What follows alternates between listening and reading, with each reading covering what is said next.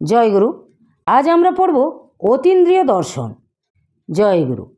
শ্রী শ্রী গুরু মহারাজের জন্মতিথি উপলক্ষে গুরু ভাইয়েরা মিলিয়া আনন্দ উৎসব করিয়া থাকি। এবারও অন্যান্য বারের ন্যায় উৎসবে যথারীতি আয়োজন করা হইয়াছে। সকলের আন্তরিক ইচ্ছায় আমাকেই পৌরোহিত্য কার্য করিতে হইল। অধিবাসের সময় হইতেই যথারীতি আবাহন ও মাঙ্গলিক দ্রব্যাদি শ্রীমূর্তি শ্রীপাদপদ্মে স্পর্শ করাইবার সময় বেশ একটা আনন্দ অনুভব করতে থাকি। উৎসবের পূর্ব হইতেই একটা কিছু নিদর্শন পায় এবং একটা স্থায়ী আনন্দ যাহাতে সকলের প্রাণে লাগিয়া থাকে, সেই জন্য ব্যাকুলতা আসিয়াছিল। বলা বাহুল্য, আমার আশা সফল হইয়াছিল। উৎসবে এমন আনন্দ লাভ শীঘ্র আমাদের ভাগ্যে ঘটে নাই। উৎসবের পরদিন অনুমান বেলা 7টা সাড়ে 7টার সময় স্নান করিয়া আসনে যথাবিহিত আত্মকার্য এবং আসনের কার্য সম্পন্ন করিতে ঘরে গেলাম। গিয়া দেখি শ্রী শ্রী গুরু মহারাজের বিশ্রামের জন্য যে পর্যঙ্ক ও বিছানা দেওয়া হইয়াছে তাহার মশারি তখনও উঠানো হয় নাই। আমি বিছানার কাছে যাইয়া প্রণাম করিয়া মশারি উঠাইতে গিয়া দেখি শ্রী শ্রী গুরুদেবের দিব্য অঙ্গগন্ধে সে স্থান পূর্ণ হইয়া রইয়াছে। মনে হইল, তবে কি শ্রী শ্রী ঠাকুর এখনও ওঠেন নাই? কিছুক্ষণ স্তম্ভিতের মতো দাঁড়াইয়া থাকিতেই কেমন যেন একটা পুলকে আমার সর্বশরীর রোমাঞ্চিত হইয়া উঠিল এবং নিজের মাঝে কেমন যেন একটা সলজ্জ সংকোচের ভাব আসিল। একবার মশারি উঠাইতে যাই, আবার মনে হয় কি জানি উঠিয়াছেন কিনা, পাছে বা আরামের ব্যাঘাত করিয়া অপরাধী হই। কিছুক্ষণ এইভাবে থাকার পর মন্ত্রমুগ্ধের মতো আস্তে আস্তে মশারি উঠাইলাম। পরিষ্কার বিছানার উপর জুঁই ফুল ছড়াইয়া দেওয়া হইয়াছিল। মশারি উঠাইয়া দেখি কেহ বিছানায় শয়ন করিয়া থাকিলে যেরূপ হয় তাহাতে সেইরূপ নিদর্শন। অভিভূত হইয়া ভাবিতে লাগিলাম, শ্রী শ্রী ঠাকুর তবে কোথায় গেলেন? ঘর হইতে আস্তে আস্তে দরজার সামনে আসিয়া দেখি বারান্দায় দক্ষিণ দিকে সিঁড়ির ওপর আসনে বসিয়া শ্রী শ্রী ঠাকুর মুখ ধুইতেছেন, আর পূর্ব দিকের ঘরে যেখানে সমবেত জনগণ শ্রীমদ্ ভাগবত কথায় তৃপ্ত হইতেছিলেন সেই দিকে চাহিয়া আনন্দে হাসিতেছেন। সমস্ত বাড়িখানি যেন জমাট আনন্দে ভরিয়া গিয়াছে। একটু পরেই অভাব চলিয়া গেল। আসনে আসিয়া ধূপ দীপ দিয়া আনন্দে আত্মকার্য করিতে বসিলাম। চক্ষু মুদিয়া কিছুক্ষণ কাজ করার পর হঠাৎ চাহিয়া দেখিতে ইচ্ছা হইল। চাহিয়াই দেখি এক অভিনব দৃশ্য। চন্দনে চর্চিত, চন্দনে অঙ্কিত পদ্মের মধ্যে শ্রী শ্রী গুরুদেবের এক অভিনব মূর্তি। মূর্তি যেন খুব ঊর্ধ্বে, তাহার চারিদিকে জ্যোতির্মণ্ডল। মূর্তি হইতে সতত যেন আনন্দ ও প্রেমের ধারা ঝরিয়া পড়িতেছে। সে ভাব বর্ণনা করিবার ভাষা আমার নাই। পুলকাতিশয্যে আমি যেন কেমন হইয়া গেলাম। হঠাৎ মনে হইল যেন সহস্রকণ্ঠে ধ্বনি উঠিয়াছে, যুগান্তর শুদ্ধ ধরণী। চারিদিকে যেন আনন্দের কোলাহল লাগিয়া গিয়াছে। একটু পরেই আবার যেন শুনিলাম, জয় জয় জয় গুরু, নিগমার্থ কল্পতরু, ধর্মকর্ম দর্শিত সার, গুরু সত্য সেবা সত্য, গুরু পর ব্রহ্মতত্ত্ব, গুরু নাম ভবকর্ণধার। কতক্ষণ পর্যন্ত আমি এইভাবে ছিলাম বলিতে পারি না। হঠাৎ কে যেন ঘরে ঢুকিল। আমিও আবার স্বাভাবিক অবস্থায় ফিরিয়া আসিলাম। অসুখ হয়ে হাসপাতালে এক ওয়ার্ডে পড়ে আছি। একে শরীর দুর্বল, তাতে নিজের জীবনের কথা ভেবে ভেবে মনটা আরও ছটফটে হয়ে উঠেছে।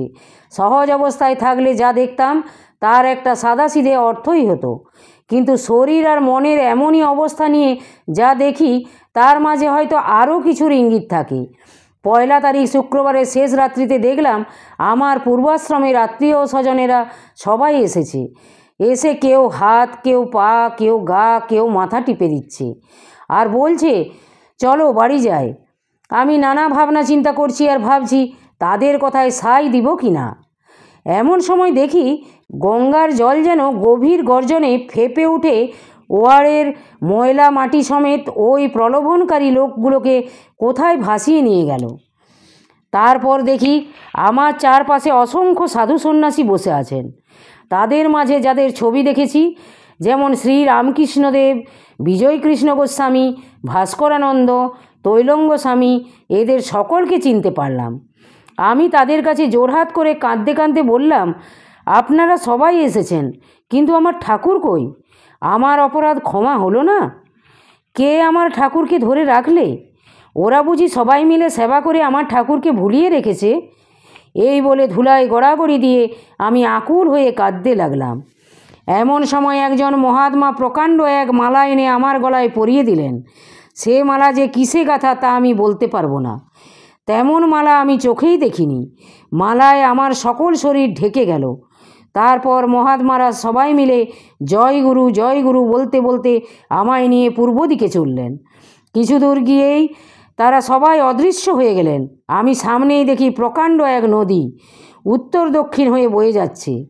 নদীর কিনারায় একখানা ছোট নৌকা, নৌকায় মালা গলায় দিয়ে দুজন কালো চেহারার মাঝি দাঁড়িয়ে। তারা আমায় ডাকলো, আমিও গিয়ে নৌকায় উঠলাম।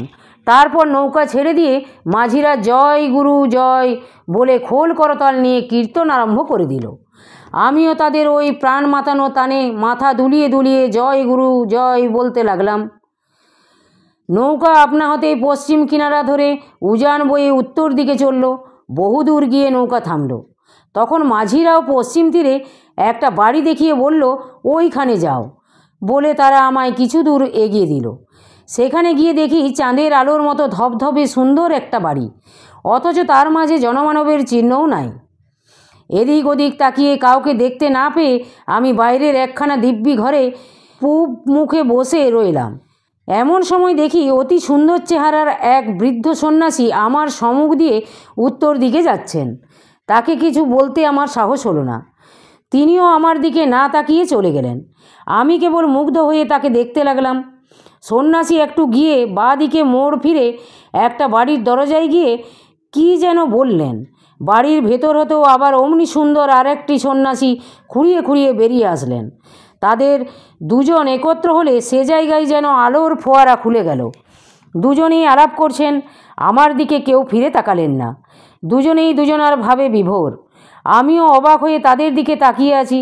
তারা যেন কি বলছেন তার এক বর্ণও বুঝতে পারছি না, কিন্তু তাদের চোখ মুখের ভঙ্গিটি আমার কাছে এমন সুন্দর লাগলো যে কি আর বলবো। অবশেষে আমি আর থাকতে না পেরে ছুটে গিয়ে তাদের পায়ের ধুলো নেবার জন্য জয় গুরু বলে যেই হাত বাড়িয়েছি, অমনি তারাই এই এসেছে সুপ্রভাত সুপ্রভাত জয় গুরু বলে আমাকে নমস্কার করে ফেললেন। আমি জয় গুরু বলে চিৎকার করে উঠানে পড়ে কাঁদতে লাগলাম। এমন সময় এক দিব্য জ্যোতির্ময়ী ষোড়শী মায়ের মূর্তি এসে আঙুলের ইশারায় দেওয়ালের গায়ে এক দিব্য জ্যোতির্ময় ছিদ্রপথ দেখিয়ে দিলেন। আমি ছিদ্রের কাছে গিয়ে দেওয়ালের ওপারের শোভা দেখতে লাগলাম। সেখানে যে কি অপরূপ দৃশ্য দেখেছি তার মুখ ফুটে বলতে পারবো না। আমার খুবই ইচ্ছা হলো ওপারে চলে যায়। তাই ছিদ্রটার ভিতর দিয়ে গলে যাবার কত চেষ্টা করলাম, কিন্তু কিছুতেই পারলাম না। সে ছিদ্র দিয়ে মাথাও গলে না, হাতও না, পাও না, শরীর কিছুতেই যাবে না, চোখ আর মনও ছাড়বে না। কাজেই আমি মহা মুশকিলে পড়ে গেলাম আর কি। যাওয়ার কোনো উপায় আছে কি না মাকে জিজ্ঞাসা করব মনে করে তাকিয়ে দেখি মা নাই। এত চেষ্টা করেও হতচ্ছাড়া দেহটার জন্য কিছু হলো না দেখে তার ওপর ভারী ধিক্কার এলো। আমি বালকের মতো আকুল হয়ে কাঁদতে লাগলাম। তারপর চাকর এসে মশারি তুলতেই চমক ভেঙে গেল। দেখি রাত ভোর হয়ে গিয়েছে। প্রাতকৃত্য সেরে ঘরে এসে বিছানায় বসলাম, কিন্তু কিছুই আর ভালো লাগলো না। ঘুরে ফিরে রাত্রের কথাগুলি বারবার মনে পড়তে লাগলো। শরীর আর মন যেন বাদলা দিনের আকাশের মতো ঘুম ধরে রইল। ক্রমে দুপুর পার হয়ে যায়। হাসপাতালের রসুইয়ে রুটি তরকারি পথ্য দিয়ে গেল। সবে আমি খেতে বসেছি, এমন সময় পিয়ন এসে হাজির। খাবার রেখে দিয়ে আগে তাকেই বিদায় করলাম। আশ্রম থেকে একটা মানি অর্ডার এসেছিল। পিয়নকে বিদায় দিয়ে তার কুপনখানা হাতে করে দাঁড়াতেই ভূমিকম্পের মতো 2-3 বার ঝাঁকি দিয়ে ভিতরে কীরকম একটা শব্দ করে ফোয়ারার মতো চোখ দিয়ে জল ছুটল। সবার সামনে এমন হওয়াতে আমার একটু লজ্জা হতে লাগলো।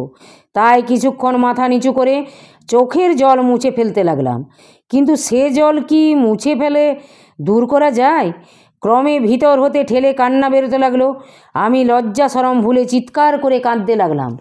কাঁদতে কাঁদতে কখন সংজ্ঞাহীন হয়ে পড়েছি জানি না। বেলা 3:30টার সময় হুঁশ হলো, কিন্তু তখনও নড়বার চড়বার সাধ্য নাই।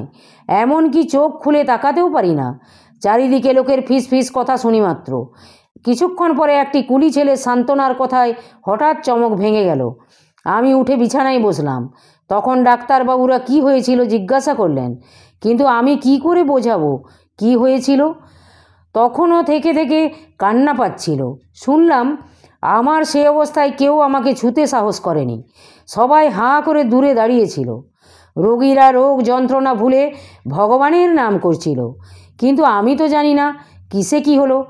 চোখে মুখে সে স্রোতের ভাব নেমেছিল, দেখি তা তখনই একেবারে বেরিয়ে গিয়েছে। জ্বালা যন্ত্রণা কিছুই নাই, শরীর খুব হালকা হয়ে গিয়েছে। অসুখ বিসুখ কিছু আছে বলে মনেই হচ্ছে না।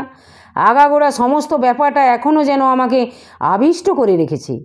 বুঝতে পারছি না কার কৃপায় এমনি করে পাষাণ গলে গেল, কিন্তু দূর থেকে ঠাকুরের মতো হাতছানি দিয়ে যে আমায় ডেকে গেল তার নাগাল কি আর এ জীবনে পাবো না। হঠাৎ একদিন এক নতুন স্থানে উপস্থিত হইলাম। নতুনই বা বলি কি করিয়া, স্থানটি দেখিয়া মনে হইল সে যেন আমার জন্ম জন্মান্তরের চেনা ঠাঁই। স্থানটির সৌন্দর্য অতুলনীয়।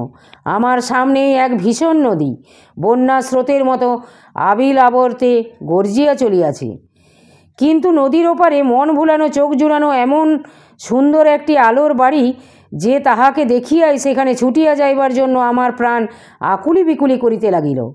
মনে হইতে লাগিল যেন আমার শতজন্মের হারানো মানিকটি ওই আলোর মাঝে লুকাইয়া রহিয়াছে।